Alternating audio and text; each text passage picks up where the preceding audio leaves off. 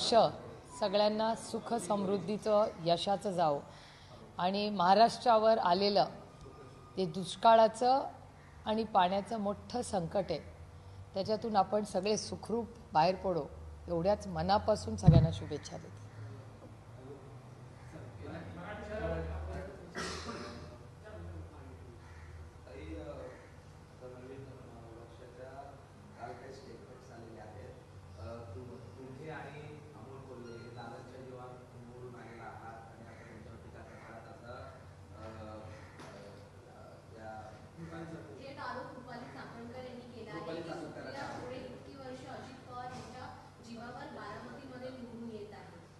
मी वाचलेलंही नाही आजच्या वर्षात. प्रकाश आंबेडकरजी हे महाराष्ट्राचे नाही पण देशाचे अतिशय मोठे आणि महत्त्वाचे नेते आहेत.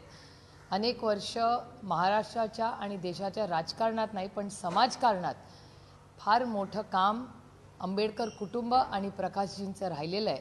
त्याच्यामुळे माझा विश्वास आहे की भारताच्या आणि संविधानासाठी प्रकाशजींची गरज ही भारताला आहेच आहे आणि नवीन पिढीला दिशा देण्याचं काम एक नेतृत्व ज्याची गरज आम्हाला सगळ्यांनाच वाटते अतिशय महत्त्वाची आहे असे प्रकाशजी आमच्या सगळ्यांच्याच आयुष्यात आहेत आणि माझा विश्वास आहे की प्रकाशजींना नक्कीच इंडिया आघाडीमध्ये एक मोठा रोल हा नक्कीच नेहमीच राहील आणि आमची इच्छा आहे की आम्ही सगळ्यांनी संविधानासाठी आणि देशाच्या प्रगतीसाठी एकत्र आलं पाहिजे.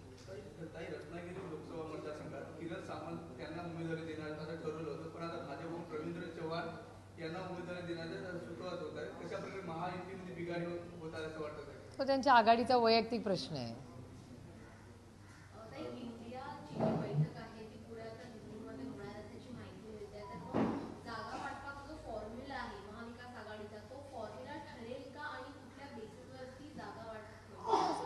मोठी आमचा ठरलेला आहे ॲक्च्युली फॉर्म्युला. तो त्याचा फक्त शिक्कामोर्तक व्हायचंच राहिले. बाकी फॉर्म्युला सगळा आमचा मागच्या वेळेस जेव्हा माननीय उद्धवजी आदरणीय पवारसाहेब आणि सोनियाजी वगैरे आणि खडगे साहेब हे जेव्हा दिल्लीत मागच्या मीटिंगला आम्ही सगळे जे वरिष्ठ नेते होते त्या मीटिंगला तिथे मोठा एक इन्फॉर्मली त्याच्यावर शिक्कामोर्तक झालेलाच आहे. ते फक्त आता ऑफिशियल एक पुढच्या 8-10 दिवसात होईल.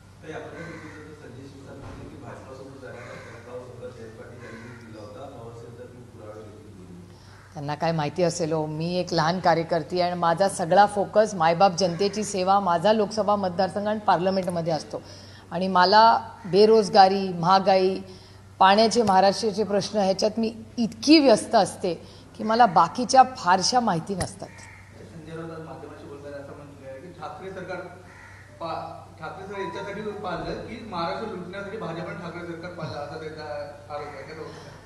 शक्यता नाकारता येत नाही कारण का ज्या पद्धतीने महाराष्ट्रातल्या सगळ्या इन्व्हेस्टमेंट्स दुसऱ्या राज्यात जात आहेत महाराष्ट्रावर अन्याय जो होतोय आणि डेटा स्पीक्स फॉर इटसेल्फ. आज केंद्र सरकारचा जो डेटा 2 दिवसापूर्वी आला होता त्याच्यात उत्तर प्रदेश आणि बिहार ही राज्य अनेक सोशल प्रोग्रॅम्समध्ये महाराष्ट्राच्या पुढे आहेत आणि विकासाचा दर असेल इन्व्हेस्टमेंट एन्व्हायरमेंट असेल हे महाराष्ट्रापेक्षा बऱ्याच राज्यांमध्ये जास्त आहे असाच केंद्र सरकारचाच डेटा दाखवतो. त्याच्यामुळे महाराष्ट्रामध्ये असलेलं ट्रिपल इंजिनचं खोक्याचं जे सरकार आहे त्यांचे जरी 200 MLAs असतील तरी 200 MLAंच्या मानाने विकास त्या वेगाने होताना दिसत नाही. आणि दुसरी सगळ्यात महत्त्वाची गोष्ट की महाराष्ट्रामध्ये अनेक ठिकाणी अतिवृष्टी झालेली आहे आणि अनेक ठिकाणी पाण्याचा प्रश्न झालेला आहे. त्यामुळे पाणी अतिवृष्टी आणि दुष्काळ हे अतिशय गंभीर आव्हान हे राज्य आणि देशासमोर आहे आणि मला असं वाटतं राज्यकर्त्यांनी जातीने लक्ष घालून थोडा वेळ राजकारण बाजूला ठेवून ह्या गोष्टी ज्याच्यासाठी ते म्हणतात ते सत्तेत आलेत त्याच्यात लक्ष घालणं अतिशय गरजेचं आहे.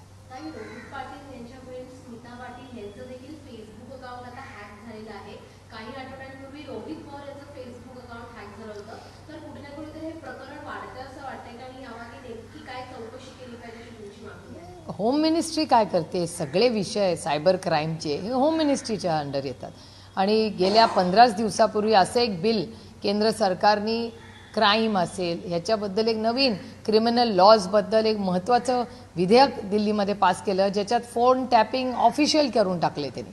म्हणजे ह्या देशामध्ये प्रायव्हसी किंवा अभिव्यक्ती स्वातंत्र्य हे आता कमी कमी होताना दिसतंय. त्याच्यामुळे दुर्दैव आहे की की एकीकडे असे दडपशाहीसारखे निर्णय होत आहेत आणि आजकालची नवीन पिढी जे ऑफिशियली पारदर्शकपणे त्यांची मतं मांडतात त्यांची अकाउंट्स हॅक होत आहेत, त्याच्यात अर्थातच अपयश हे मंत्रालयाचं हे दिसतं. आणि सातत्याने तुम्ही बघाल म्हणजे देवेंद्रजी 2.0 हे जेव्हापासून गृहमंत्री झालेत तेव्हापासून तुमच्याच चॅनलवर दिसतंय की क्राईम वाढलाय आणि तुमचा आणि त्याच चॅनलवरचा डेटा म्हणतो की महाराष्ट्रातला क्राईम वाढलेला आहे.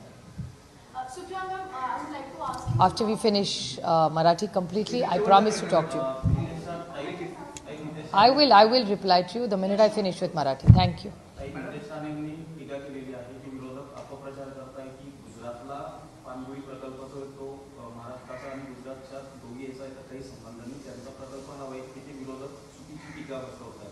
मी ही सगळी वर्तमानपत्रातली माहिती आणि माझा अजून तरी संपूर्ण मीडियावर विश्वास आहे, त्याच्यामुळे चॅनलवर आणि वर्तमानपत्रात जे आम्ही वाचतो त्याप्रमाणे आम्ही बोलतो.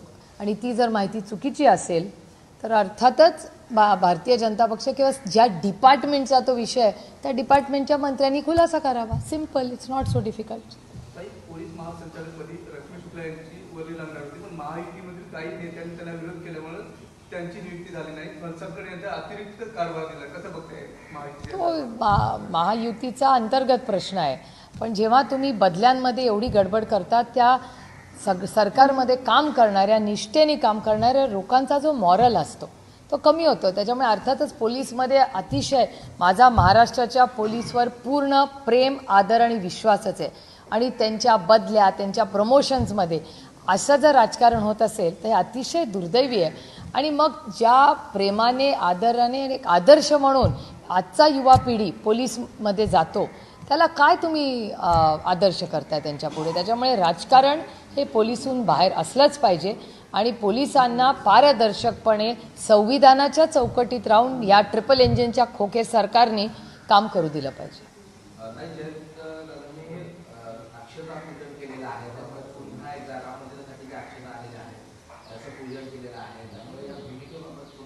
त्याच्यात काय, मी स्वतः रामकृष्ण हरीवाले, मी पंढरपूरला रेग्युलरली जाते, त्याच्यात काय? जन्मापासून रामकृष्ण हरी म्हणले मी, त्याच्यात गैर काय? आपण आपल्या घरातली जी संस्कृती असते, अक्षदा लग्नात जाता तेव्हा अक्षदा टाकतच ना, त्याच्यात गैर काय? अक्षदा काय वाईट आहेत का? आणि अक्षदा पिकवणारा कोण आहे? या देशात काळ्या मातीशी इमान राखणारा शेतकरी आहे. त्याच्यात काय गैर काय त्याच्यात? आणि पंढरपूरला जायला काय आमंत्रण लागतं का? पांडुरंगाची इच्छा. आणि तुम्ही जर महाराष्ट्राची संस्कृती मिळाली तर तुमच्यात पण पांडुरंग आहेच ना.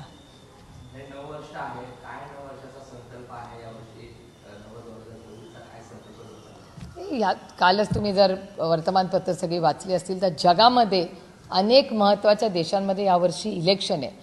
त्याच्यामुळे संविधानाप्रमाणे इलेक्शन्स व्हावी, ती पारदर्शक व्हावी.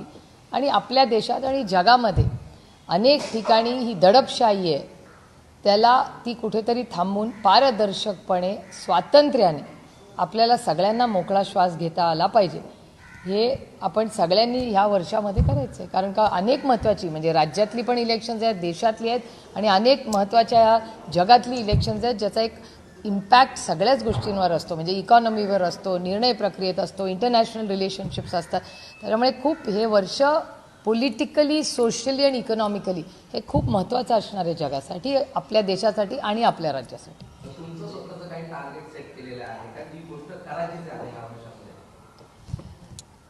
मी त्याला न्यू इयरची वाट बघत नाही. जेव्हा मला काय करायचं असतं तेव्हा मी त्या क्षणी तो निर्णय घेते. मी काय न्यू इयरसाठी थोडी वाट बघत नसते की ते न्यू इयर आल्यावर आपण हे करूया.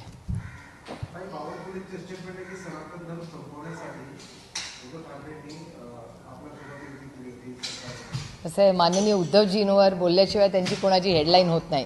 जसं आदरणीय पवार साहेबांचं आहे तसंच माननीय उद्धवजींचं आहे. त्याच्यामुळे ते रोज, आणि माझ्यासाठी लोकशाही आहे, दडपशाही नाही. त्यामुळे जो मर्जी बोलो. झालं मराठीचं? हां,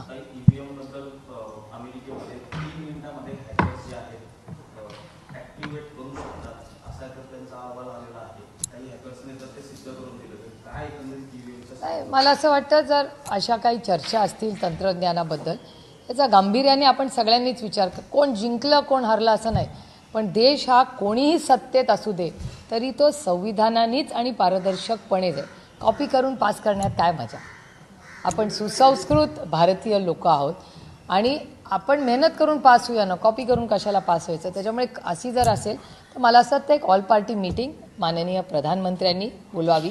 ते कुठल्या पक्षाचे प्रधानमंत्री नाहीत, देशाचे प्रधानमंत्री आहेत. त्याच्यामुळे असा काही फीडबॅक आला असेल तर माझा विश्वास आहे की या देशाचे प्रधानमंत्री हे संविधानासाठी ऑल पार्टी मीटिंग बोलवतील आणि त्याच्यातून चर्चा होऊ शकते याची. मुंबईमध्ये आत्महत्याचे प्रकरण जे आहे ते वाढत चाललेले, दिवसाला 5 ते 6 आत्महत्या होताना पाहायला मिळतात. काय हा अतिशय गंभीर विषय आहे. काय कारणासाठी त्या आत्महत्या होत आहेत ह्याचंही आत्मचिंतन केलं पाहिजे. अनेक वेळा आपण सगळे बघतो की त्या काही मेंटल हेल्थच्या इश्यूज असतात. तर ह्या आत्महत्या कशामुळे होत आहेत, मग ह्या इकॉनॉमिकल इश्यूजमध्ये होत आहेत का सोशल इश्यूजबद्दल होत आहेत. अतिशय गंभीर विषय आहे आणि त्याच्यात राजकारण न करता त्याच्या मुळामध्ये आपण हात घालून तो प्रश्न सोडवण्याचा प्रयत्न आणि त्याचा अभ्यासपूर्वक नक्की काय या आत्महत्या होत आहेत ह्याची चर्चा मला असं वाटतं समाजात आपण सगळ्यांनी जबाबदारीने केली पाहिजे.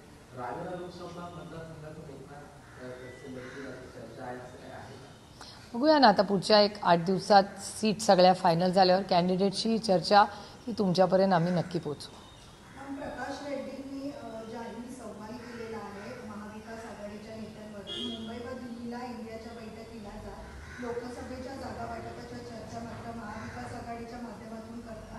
वंचित बहुजन आघाडी व डाव्या पक्षांना वगळून प्रकाश रेड्डी कोण? प्रकाश रेड्डी CPMचे ते काय म्हणाले? त्यांनी महाविकास आघाडीच्या नेत्यांवरती आरोप केलेला आहे, सोबत जाहीर सवाल पण केलेला आहे. मुंबई व दिल्लीतल्या इंडिया आघाडीच्या बैठकीला जाताना लोकसभेच्या जागा वाटपाच्या चर्चा ज्या आहेत महाविकास आघाडीच्या माध्यमातून करतात आणि वंचित बहुजन आघाडी व डाव्या पक्षांना वगळून कामगार, कष्टकरी, वंचित यांचे प्रतिनिधित्व करणाऱ्या मोठ्या समाज घटकांना वगळून जागा वाटप करण्याचा ते अधिकार कोणाला आहे असं विचारतात. माननीय आदरणीय सीताराम येचुरीजी, डी राजाजी, अनेक केरळाचे कम्युनिस्ट विचाराचे, वेस्ट बेंगॉलचे रेले आणि त्या सगळ्या लेफ्ट विचारामध्ये मला असं वाटतं आज देशामध्ये माननीय आदरणीय सीताराम येचुरीजी आणि डी राजा हे त्यांचे सगळ्यात महत्त्वाचे आणि मोठे लीडर आहेत. आणि वंचितचा राहिला विषय, मी त्याच्याबद्दल सविस्तर आदरणीय प्रकाशजी आंबेडकरांबरोबर आधीच बोललेले आहे. आपला जरा उशिरा आला तर माझी ती बाईट तुम्ही यांच्याकडून घ्या. अभी डन विथ मराठी? मराठी का झालं का सगळं मराठी? चला मग आता हाँ हिंदी इंग्लिश जो भी मर्जी. मैम, सीट शेयरिंग को लेके जिस तरह से बयानबाजी की जा रही है, चाहे कांग्रेस की तरफ से ले लीजिए या फिर उद्धव ठाकरे की जो शिवसेना है उसकी तरफ से ले लीजिए. शिवसेना की तरफ से 23 सीट की बात की जाती है, वहीं उसको कांग्रेस की तरफ से 27 सीट की बात की जाती है. तो जो कंफ्यूजन है सीट शेयरिंग को लेके इंडिया ब्लॉक में, वो कब क्लियर होगा? और एनसीपी का अभी तक कोई पक्ष नहीं आया सीट शेयरिंग को महाराष्ट्र में. एक तो कन्फ्यूजन शायद आपको लग रहा हो, हमें इंटरनली कोई कन्फ्यूजन नहीं है. एक 15 दिन पहले दिल्ली में माननीय सोनिया जी, माननीय उद्धव जी और आदरणीय पवार साहब की एक मीटिंग हुई थी. उसमें सीट शेयरिंग की बहुत सारी बातें साफ हुई थी. फॉर्मूला का भी निर्णय लिया था और सिर्फ ऑफिशियल आप तक पहुंचाया नहीं गया. अगले 8-10 दिन में वो भी हम आपको बता देंगे. इसी के आगे सवाल है, कमेटी आपकी बनाई गई है महाराष्ट्र में बातचीत करने के लिए अलग पार्टी से. एक पार्टी ऐसी है जहाँ से वोट बैंक का काफी नुकसान होता है, कास्ट अम्बेडकर की बात कर रहे हैं, तो उनको आप लोग बुला नहीं पा रहे हैं या बातचीत उनका पहुँच नहीं पा रही या वो नहीं पा रहे? प्रकाश जी इस राज्य के नहीं देश के बहुत बड़े नेता है और उनकी राय और वो हमारे साथ आए, ये कोशिश ऑब्वियसली हम सबकी ही होगी. और उन्होंने, उनकी फैमिली ने जो संविधान के लिए देश की सेवा की है वो कोई देश का कोई भी नागरिक नहीं भूल सकता. और हमारी तरफ से आदर से उनका मान सम्मान ही होगा, क्योंकि हमारे मन में उनके लिए हमेशा आस्था, आदर और प्रेम ही रहेगा. और हमारी कोशिश रहेगी कि वो हम साथ में लड़े और संविधान, इस देश को जो संविधान भारत रत्न डॉक्टर बाबा साहेब अम्बेडकर जी ने दिया है, वो उसके लिए हम सबको साथ में हम लड़ने की पूरी ताकत से लड़ेंगे और संविधान ज़रूर बचाएंगे इस देश का. ऐसा कोई नहीं, ऐसा कुछ नहीं, आप चिंता ना करें. बहुत अच्छी चर्चाएं अलग अलग हो रही है. सारा जो टीवी पे होता है वो पूरी स्टोरी नहीं होती, अभी पिक्चर बहुत बाकी है। मैम बीच में जिस तरह से स्टेटमेंट्स आते हैं जो उनकी पार्टी के नेताओं की तरफ से, चाहे कांग्रेस ले लीजिए या फिर उद्धव ठाकरे की शिवसेना ले लीजिए, कहीं ना कहीं कंफ्यूजन क्रिएट होता है वोटर्स के लिए। नहीं, हमारे तो माइंड में कोई नहीं होता, और वोटर के बेचारे को क्यों होगा। वोटर तब एक बार फाइनल जब फॉर्म भरेगा तब वोटर को पता चलेगा ना। अभी से क्या कंफ्यूजन है, बेचारा वोटर आज पानी के लिए, किसान उसको हमी भाव पे उसको नहीं मिल रहा है, प्याज का आप निर्णय क्या केंद्र, सो हर एक के तो प्रॉब्लम्स है। बेचारा वोटर आज क्या कर रहा है, देश की कौन सी स्कीम है जो वोटर तक पहुंची जा रही है। तो आज वोटर तो दिक्कत में है ना, बेरोजगारी, महंगाई, ये तो, और पानी की समस्या पूरे राज्य में है, मुंबई में है, पूना में है, मेरे निर्वाचन क्षेत्र में है, क्योंकि इस साल बारिश नहीं हुई है।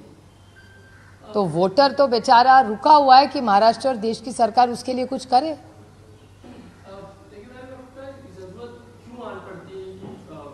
संजय राउत एक बयान देते हैं, तो कुछ कहते हैं, जिस तरह की बयानबाजी चल रही है, इंडिया आघाड़ी अगर साइलेंटली बैठ के अगर शिवसेना करना ही चाहती है, सब इतने अगर मंझे हुए राजनीति के हैं, तो फिर जरूरत क्यों है? इतना तो हक बनता है यार, ये लोकशाही है, तो लोगों को क्या बोलना भी मना है इस देश में। अभी हमारी तरफ से तो नहीं है, वो शायद दिल्ली में हो सकती है, लेकिन हमारी तरफ से नहीं है। ठीक है, थोड़ा एक आध जो नेता है अगर टीवी पे कुछ कह दे, ठीक है ना, बात तो होगी, और हमारी तो रोज बात होती है। राउत साहब उसके बाद आए थे पूना में आक्रोश मोर्चा में, कांग्रेस ने पूरी ताकत आक्रोश मोर्चा में लगाई थी, तो उतना तो टिक्का टिप्पणी, थोड़ी सी चर्चा तो होनी चाहिए यार। ऐसा थोड़ी है, हम लोग, ऐसा नहीं है कि वो ऊपर से ऑर्डर आए और सब चल पड़े, ऐसा नहीं है इंडिया में। इंडिया संविधान से चलता है, ये हिटलरशाही नहीं है हमारे यहाँ। तो एक बड़ा मामला आया, देश के प्रधानमंत्री नरेंद्र मोदी उनके चुनाव क्षेत्र से वाराणसी से एक महिला के साथ गलत हरकत करने की बात आई, और जिस शख्स ने की है उस शख्स के कई बड़े नेताओं के साथ फोटो भी हैं। संजय राउत ने भी आज इस बात को लेकर बयान दिया है, और ये भी कंजकसा है कि यहाँ पर बीजेपी की IT सेल कहाँ मार कर गई और क्यों ये चीज सामने नहीं आ रही। कोरोना में ये बात नहीं, बीजेपी की IT सेल बड़ा सिलेक्टिव होता है, तो उन और क्या अपेक्षा करेंगे उनसे। लेकिन मेरे ख्याल से इस देश की कोई भी महिला हो और कोई भी सरकार हो, उसकी इज्जत करना ये हमारी सबकी जिम्मेदारी है, और मेरा विश्वास है कि यूपी के मुख्यमंत्री योगी आदित्यनाथ जी उस महिला को न्याय देंगे, और उसके लिए हम सब भी खुद फॉलोअप करेंगे। हम प्रकाश जावड़ेकर जब बात करते हैं, उन्होंने हाल ही में ये कहा कि हम तो इंडिया आघाड़ी में आना ही चाहते हैं, लेकिन कब आना है ये शिवसेना और राष्ट्रवादी ने तय करना है। तो क्या आप लोगों ने मन बना लिया है? नहीं, प्रकाश जी इस देश के सिर्फ राज्य के नहीं, देश के बड़े नेता है। उनका अनुभव, उनका योगदान इस देश की उन्नति में बहुत रहा है, और हमारी कोशिश ही रहेगी कि संविधान बचाने के लिए हम सब ने एक आना चाहिए। और मेरा पूरा विश्वास है कि प्रकाश जी पूरी ताकत संविधान के लिए हम सब के साथ लगाएंगे। खासकर नीतीश कुमार को लेकर इंडिया अलायंस में काफी ऐसी स्थिति नजर आती है जहाँ पे तो गुट नजर आए, जैसे नीतीश कुमार चाहते हैं कन्वीनर बन जाए, उनके जिस तरीके से उनको इम्पोर्टेंस मिलना चाहिए था, खासकर 5 साल के चुनाव चल रहे थे, तब नजर नहीं आया। नीतीश कुमार के वजह से इंडिया अलायंस बटा हुआ है। बिल्कुल नहीं, जब आप स्टेट के जो इलेक्शंस थे वो अलग थे, अभी ये देश का इलेक्शन हो रहा है, और मेरे ख्याल से नीतीश जी इस देश के बहुत वरिष्ठ नेता है, यशस्वी मुख्यमंत्री है, तो वो जो कहेंगे, वो जो टिप्पणी करेंगे, वो हमारे लिए सर आंखों पे है। तो हम पूरी उनका जो कह रहे हैं वो हम सब से बहुत बड़े हैं, और उनका हक बनता है सूचना देना, सुझाव देना। तो इंडिया की मीटिंग में इस सब की चर्चा होती रहेगी और आगे भी होती रहेगी। खासकर नीतीश कुमार मामले में ही कि नीतीश कुमार को कन्वीनर बनाने को लेकर कांग्रेस का सोच सकती है, आप लोग एक राय पे आ सकते हैं? अभी देखते हैं ना, चर्चा तो होती रहती है। अभी सर सीट शेयरिंग की बात हो रही है, इलेक्शन की लड़ने की बात हो रही है, तो जैसे जैसे आगे डिस्कशंस हो जाएंगे वो आप सबको पूरी बताते रहेंगे। नीतीश कुमार अगर ये कहते हैं कि इंडिया गठबंधन सीट बंटवारे के फैसले से पहले अगर वो जेडीयू को उम्मीदवार घोषित कर देते हैं, इस तरह की चीजें शुरू हो जाती है, खासकर नॉट रीचेबल भी हो जाते हैं इंडिया अलायंस के नेताओं से, तो ये चिंता की बात तो है। तो देखते हैं ना क्या होता है, क्योंकि बिहार में जो इलेक्शन होगा वो हर स्टेट में अलग फॉर्मूला होगा ना। अभी महाविकास आघाड़ी की चर्चा यहाँ होगी, अन्य राज्य में अलग तरह से होगी, तो मेरे ख्याल से हर राज्य का एक अलग मॉडल होगा, और it's not one size fits all ना। ऐसा नहीं है कि दिल्ली सब डिसाइड करे, इस देश में संविधान है और लोगों को भी सुननी चाहिए। बिल्कुल, लेकिन जब नीतीश कुमार इस बात को लेकर नाराज नजर आते हैं कि अगर ज्यादातर जनगणना की बात करते हैं, उन्होंने जो कुछ काम किया उस पर चर्चा कांग्रेस नहीं करती है, तो उसको लेकर नीतीश कुमार नाराज हो जाते हैं। नहीं, मुझे नहीं लगता। कांग्रेस ने पार्लियामेंट में भी ये बात कही है, कांग्रेस के नेताओं ने पार्लियामेंट में ये बात कही है, तो मुझे नहीं लगता ऐसे कोई कांग्रेस या उनमें कोई गलतफहमी या कुछ दुरावा है। चर्चा तो रेगुलरली होती है दोनों पार्टियों की, मैंने खुद देखा है। खासकर आप जो है उनकी जो 12वीं नेशनल काउंसिल हुई, उनकी में वो कह रहे थे कि गारंटी का जो मुद्दा है उनको उन्होंने लाया था कि हम चीज़ की गारंटी देते हैं, लेकिन बीजेपी गारंटी के मुद्दे बात कर रही है, कांग्रेस भी गारंटी के मुद्दे बात कर रही है, लेकिन फिर भी जो बातें होनी चाहिए आपको लेकर वो इंडिया अलायंस में नजर नहीं आती। हालांकि वो भरोसा देते हैं कि उन्हें जितनी भी सीटें मिलेंगी उतनी सीटें जीतने का वो दावा करते हैं कि जरूर जीतेंगे। हाँ, तो आप जो है आपको जो सम्मान मिलना चाहिए वो नहीं मिल पा रहा, नाराजगी जरूर है, लेकिन फिर भी नहीं, सीट शेयरिंग में तो थोड़ा आगे पीछे सबको ही करना पड़ेगा। ये अलायंस है भैया, अलायंस में तो थोड़ा आगे पीछे, अभी जब भी शादी भी तय होती है तो सब तो परफेक्ट नहीं होता ना, जब तक पूरा ना हो, थोड़ा आगे पीछे सबको, किसी भी रिश्ते में सबको थोड़ा आगे पीछे करना पड़ता है। और मेरे ख्याल से अभी तक बहुत अच्छा ही चल रहा है, और ये आगे पीछे वाली बात नहीं है, ये संविधान बचाने की बात है। तो संविधान के लिए हम पूरी ताकत से लड़ेंगे और जीतेंगे। जब कहते हैं कि गारंटी का शब्द तो हमने लाया था, बीजेपी ने चुरा लिया, कांग्रेस भी वही बात करें, और गारंटी कोई पूरी नहीं करता, सिर्फ आप ही गारंटी पूरी करते। नहीं, गारंटी तो सब किसकी, अगर इस देश का प्रधानमंत्री अगर गारंटी कहे तो इस देश का प्रधानमंत्री है ना वो, तो गारंटी, और ऐसा कोई नहीं है ना, किसी की ओनरशिप नहीं है किसी के भी। दूसरा ये कि राम मंदिर को लेके जिस तरीके से कल मुख्यमंत्री ने भी कहा कि हमने महापालिका आयुक्त इकबाल सिंह चहल को आदेश दे दिया कि मुंबई के मंदिर हो या इमारत हो, खासकर उनको रोशन कर दीजिए, सजा दीजिए। ये तैयारियां चल रही, राजनीतिक एजेंडा है ना सचमुच? नहीं, अच्छी बात है, मुख्यमंत्री जी अगर कुछ निर्णय ले रहे अच्छी बात है, लेकिन मेरी गुजारिश रहेगी माननीय मुख्यमंत्री जी से कि जैसे वो मुंबई का सोच रहे वैसे राज्य में बहुत सारे ऐसे जिले हैं जहाँ पीने के लिए पानी नहीं है, किसानों के लिए पानी नहीं है, पूना सिटी में पानी कम हो रहा है, बहुत सारे ऐसे निर्वाचन क्षेत्र है जहाँ किसान को पानी नहीं मिल रहा है। तो मेरी विनती रहेगी कि ज़रूर ये सब काम करें, लेकिन इसके साथ जो आज किसान और जो महाराष्ट्र की जनता है उनको पानी का जो प्रॉब्लम हो रहा है उसमें भी थोड़ा ध्यान दें।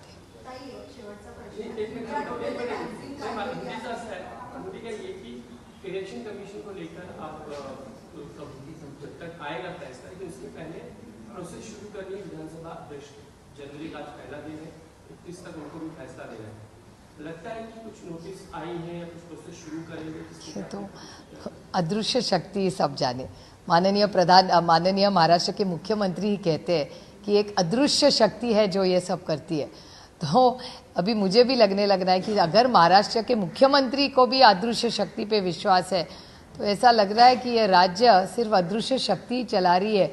ये जो सामने की जो मंत्रालय की बिल्डिंग है वहाँ कुछ नहीं हो रहा है, ये अदृश्य शक्ति सब कर रही है। यही तो दुख की बात है कि दिल्ली महाराष्ट्र चला रही है। राम मंदिर को लेकर बात करें तो जो इन्विटेशन को लेकर जिस तरह से बयानबाजी की जा रही है राम मंदिर को लेकर, उसको लेकर क्या कहेंगे? और दूसरी बात, आरएसएस के इंद्रेश कुमार जी है, उन्होंने रिक्वेस्ट की है जो बाकी और धर्म के जो लोग हैं, मुस्लिम, सिख, ईसाई, जिस दिन प्राण प्रतिष्ठा होगी उस दिन जय श्री राम का नारा लगाएं, जय श्री राम चैंट करें अपने अपने मदरसा में और दरगाहों में। तो किस तरह से? मैं आप एक बात बताओ, मंदिर, मस्जिद, चर्च, मैं अमृतसर के दरगाह में हर साल जाती हूँ, किसी का इनविटेशन नहीं लगता। मैं पंढरपुर हर साल जाती हूँ, मैं किसी का न्योता के नहीं भेजती, क्योंकि कोई भी मंदिर, मस्जिद या अमृतसर का दरगाह आप बोले, चर्च बोले, किसी का न्योता नहीं लगता वहाँ जाने के लिए। वो हम सब के लिए वो एक घर है, एक विश्वास है।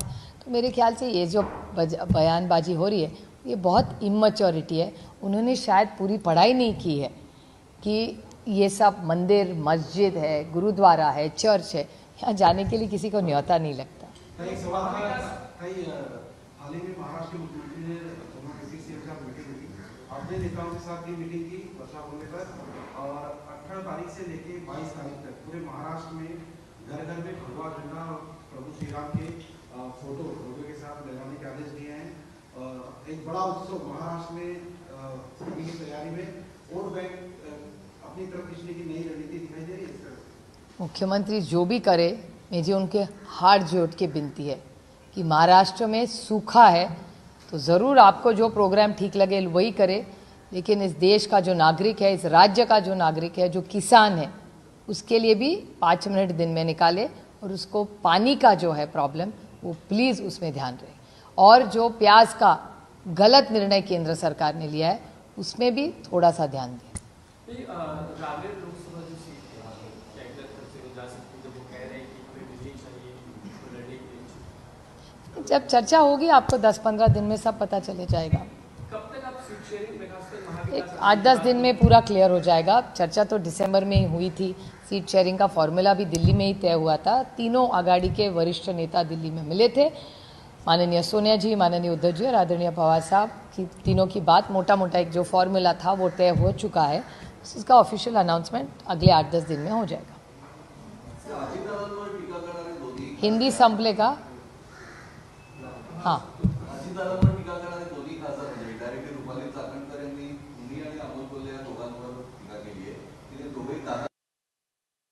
बयानबाजी की जा रही है, चाहे कांग्रेस की तरफ से ले लीजिए या फिर उद्धव ठाकरे की जो शिवसेना है उसकी तरफ से ले लीजिए। शिवसेना की तरफ से 23 सीट की बात की जाती है, वहीं उसको विपरीत कांग्रेस की तरफ से 27 सीट की बात की जाती है। तो जो कंफ्यूजन है सीट शेयरिंग को लेकर इंडिया ब्लॉक में, वो कब क्लियर होगा? और एनसीपी का अभी तक कोई पक्ष नहीं आया सीट शेयरिंग को महाराष्ट्र। एक तो कंफ्यूजन शायद आपको लग रहा हो, हमें इंटरनली कोई कंफ्यूजन नहीं है। एक 15 दिन पहले दिल्ली में माननीय सोनिया जी, माननीय उद्धव जी और आदरणीय पवार साहब की एक मीटिंग हुई थी। उसमें सीट शेयरिंग की बहुत सारी बातें साफ हुई थी, फॉर्मूला का भी निर्णय लिया था और सिर्फ ऑफिशियल आप तक पहुंचाया नहीं गया। अगले 8-10 दिन में वो भी हम आपको बता देंगे। इसी के आगे एक सवाल है, कमेटी आपकी बनाई गई है महाराष्ट्र में बातचीत करने के लिए अदर पार्टी से। एक पार्टी ऐसी है जहाँ से वोट बैंक का काफी नुकसान होता है, काश अम्बेडकर की बात कर रहे हैं, तो उनको आप लोग बुला नहीं पा रहे हैं या बातचीत उनका पहुंच नहीं पा रही, या वो नहीं आ पा रहे? प्रकाश मराठीत झालाय।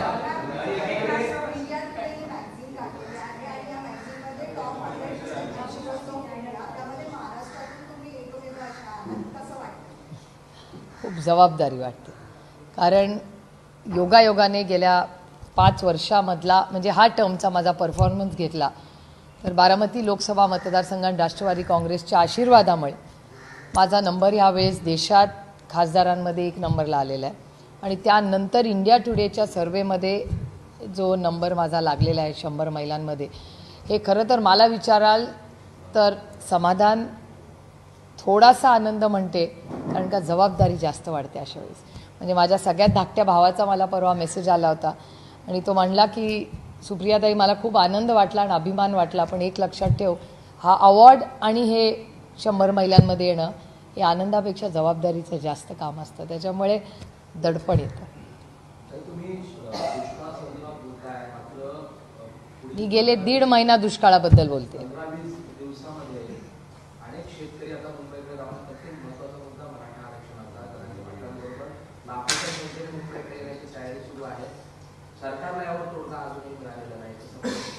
मराठा, धनगर, लिंगायत आणि मुस्लिम समाज, चारही समाजांचा जो प्रश्न आरक्षणाचा आहे अतिशय गंभीर आहे। भारतीय जनता पक्षाने फक्त जुमलेबाजी केलेली आहे। महाराष्ट्रात एक बोलतात, पार्लमेंटमध्ये ऑन रेकॉर्ड वेगळं बोलतात। त्याच्यामुळे मराठा, धनगर, लिंगायत आणि मुस्लिम समाजाच्या प्रश्नासाठी सगळ्यात जास्त कुठला खासदार बोलला असेल तर त्या व्यक्तीचं नाव सुप्रिया सुळे, हे तुम्ही डेटा पार्लमेंटचा चेक करा। त्यामुळे ऑन रेकॉर्ड कुठल्याही सरकारने मराठा, धनगर, लिंगायत आणि मुस्लिम समाजाच्या कुठल्याही आरक्षणाचे मुद्दे आणले तर आम्ही पूर्ण ताकदीने सहकार्य करू आणि त्यांच्याबरोबर ते बिल पारित होईल ह्याच्यासाठी पूर्ण सहकार्य करूँ। महाविकास आघाड़ी की 8-10 दिन में पूरा पिक्चर क्लियर हो जाएगा। जनवरी के मोटा मोटा 15-16 तक आपको पूरा हम लोग बता सकेंगे कि कौन कहाँ से लड़ रहा है। कैंडिडेट्स भी हमारे तब तक भी ऑलमोस्ट फाइनल हो जाएंगे, तो जनवरी में हमारा पूरा ये क्लियर हो जाएगा। और इंडिया के हर राज्य का अलग मॉडल है। अरविंद जी भी अभी वापस आए हैं, तो सबसे बात होगी पिछले 8-10 दिन में, क्योंकि राहुल जी भी जा रहे हैं, अभी उनकी भी यात्रा हो रही है, तो उसके पहले हम ये पूरी चर्चा करके जनवरी के ख़त्म होने के पहले हम ये पूरे डिसीजंस लेके सब काम पे लग रहे हैं। और वैसे जो भी कैंडिडेट लड़ना चाह रहा है वो तो मेहनत कर ही रहा है। ये दुर्भाग्य की बात है, हर राज्य का भला हो, गुजरात का भला हो, तमिलनाडु का भला हो, बिहार का हो, लक्षद्वीप का हो, सबका भला हो या। लेकिन दुख की बात ऐसी है कि जो मेरिट पे महाराष्ट्र में आते हैं प्रकल्प, वो अगर दूसरे राज्य में जाए, वो कोई भी राज्य हो, सब राज्य का भला हो। क्यों हम ऐसा सोचे कि दूसरा का हमारा अच्छा हो, दूसरे का भला हो? इतनी छोटी सोच हम नहीं रखते। लेकिन सारे राज्यों का भला हो, और कोई भी लोक प्रतिनिधि राज्य का नहीं होता, देश की सेवा के लिए होता है। तो हम सब ने मिलके अच्छा अगर कोऑर्डिनेशन करे तो महाराष्ट्र को जो मेरिट में मिला है, तो अगर बच्चा मेरिट में पास हुआ है तो उसको तो सीट उसी को मिलनी चाहिए। मैडम नीतीश कुमार को जो है इंडिया गठबंधन का पूरा बोल दिया, ऑलरेडी बोल दिया। महाविकास आघाडी शिवसेनेत कधी होणार आहे? पुढच्या 8-10 दिवसात सांगितलं ना मी, सांगितलं ना दादा, ऑलरेडी सांगते ना नंतर। अरे मी सांगितलं, लोकशाही हो, आमच्याकडून लोकशाही आहे, दडपशाही दिल्लीला आहे। प्रत्येकाला मन मोकळं करायचा अधिकार आहे की नाही? त्याच्यात गैर काय? प्रत्येकाही लोकशाही आहे, त्यांना बोलायचा अधिकार आहे। आप सबको भी थैंक यू वेरी मच।